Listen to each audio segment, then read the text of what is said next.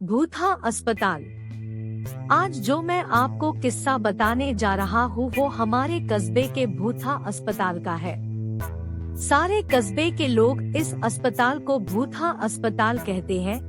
इस अस्पताल का असली नाम विक्टोरिया अस्पताल है। इस अस्पताल को आज से करीबन 100 साल पहले अंग्रेजों ने बनवाया था। उस अस्पताल के सामने एक कब्रिस्तान है। मेरे दादाजी ने मुझे बताया था कि आज से 60 साल पहले इस अस्पताल में ऑपरेशन के दौरान एक लड़की की मौत हो गई थी। तब से उस लड़की की आत्मा उस अस्पताल में भटकती है। रात ढलते ही कोई भी इंसान उस रास्ते से नहीं गुजरता है, क्योंकि उस लड़की की आत्मा राहगीरों को परेशान करती है। हालांकि मैं दादाजी की बताई पुरानी भूथा कहानियों में ज्यादा विश्वास नहीं करता था। एक रात मैं अपने दो दोस्तों अंकित और राजू के साथ रात को बाइक पर घूम रहा था। तभी मेरे एक दोस्त ने मुझसे विक्टोरिया अस्पताल वाले रास्ते से चलने को कहा। हम में से कोई भी ज्यादा भूत प्रेतों पर विश्वास नहीं करते थे और हमने उस रास्ते से जाने का पक्का किया। उस समय रात के 10 बज चुके थे। हम तीनों ने ये बात अपने परिवार वालों को नहीं बताने का वादा किया और उस रास्ते पर निकल पड़े। जैसे ही हम उस रास्ते से निकले, रास्ते पर रेत होने की वजह से हमारी बाइक फिसल गई और हम तीनों धड़ाम से बाइक से दूर गिर गए। गनीमत थी कि हम लोगों को कोई चोट नहीं आई थी। बाइक चला रहे मेरे दोस्त अंकित ने बोला कि उसका बैलेंस तो बराबर था, फिर ये बाइक कैसे फिसल गई। हालांकि वो थोड़ा डर गया था तो मेरे दूसरे मित्र राजू ने बाइक चलाने को कहा। अब राजू बाइक चला रहा था। हम 1 किलोमीटर ही चले थे कि अचानक हमारी गाड़ी का टायर पंचर हो गया और गाड़ी की स्पीड तेज होने से गाड़ी इस बार फिर पिछली बार से भी दूर तक फिसलती गई। इस बार हमें कोहनियों और घुटनों पर थोड़ी चोट आई थी। अंकित फिर से बोला कि इस जगह में जरूर कोई गड़बड़ है, हम लोग वापस उल्टे चलते हैं। लेकिन मैंने और राजू ने उसकी बात नहीं मानी और बाइक उठाकर पैदल चलना शुरू कर दिया।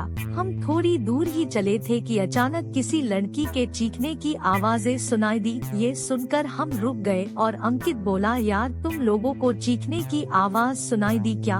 हमने उसकी बातों को अनसुना कर कहा कि कोई जानवर की आवाज होगी। 5 मिनट चलने के बाद फिर वो ही चीख फिर से सुनाई दी। इस बार तो हम दोनों को भी थोड़ा डर लगने लगा। हम तीनों ने वापस चलने के बारे में सोचा, लेकिन हम रास्ते के बीच में आ गए थे। पीछे चलने में 3 किलोमीटर और आगे चलने में 2 किमी और बाकी थे। हम लोगों ने आगे जाने का सोचा। थोड़ा आगे चलने पर हमें बरगद के पेड़ के नीचे एक औरत दिखाई दी। इतनी रात को अकेली औरत को देखकर हमारे तो रोंगटे खड़े हो गए थे।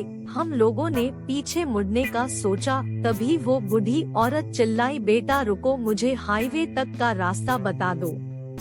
हमने पूछा कि इतनी रात को आप इस रास्ते से कैसे निकल रही हो? तो उस बुढ़िया ने कहा कि मैं पड़ोस के गांव की रहने वाली और मेरे पास पैसे नहीं हैं, इसलिए मैं पैदल ही निकल पड़ी। हाईवे के उस पार मेरा गांव है। हमने उस बुढ़िया की बात का विश्वास कर लिया और आगे निकल पड़े। रास्ते में वो बुढ़िया हमसे सारी बातें पूछने लगी। बुढ़िया हम तीनों के पीछे चल रही थी। हम तीनों दोस्त अब अपनी बात कर रहे थे। तभी राजू बोला कि लो मांझी, आपका रास्ता आ गया। और वो जैसे ही पीछे मुड़ा तो वहाँ कोई नहीं था। हम तीनों की तो सिट्टी पिट्टी गुल हो गई। हम बाइक को धक्का मारते हुए जोर से भागने लगे। भागते भागते अंकित ठोकर खाकर गिर गया और हमें जोर से चीखें सुनाई दी। हमने भी बाइक को वहीं पटककर अंकित को साथ लेकर दौड़ने लगे और अस्पताल के पास कब्रिस्तान तक पहुंच गए।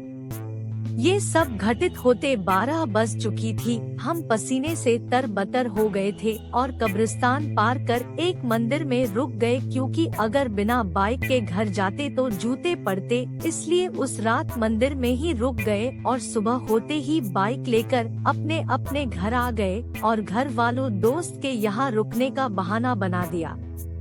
उस रात के बाद से हम उस रास्ते से कभी नहीं गए। मुझे आज भी सपनों में वो भूतिया बुढ़िया और चीखने की आवाजें आती है।